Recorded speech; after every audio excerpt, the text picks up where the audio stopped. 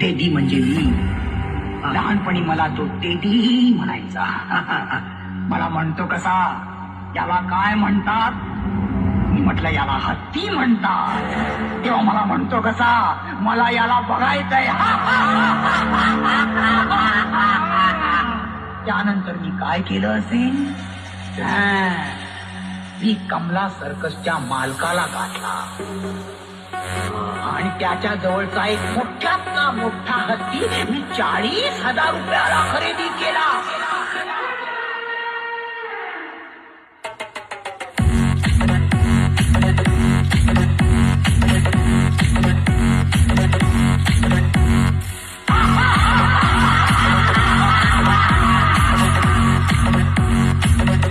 आणि मला म्हणतो कसा,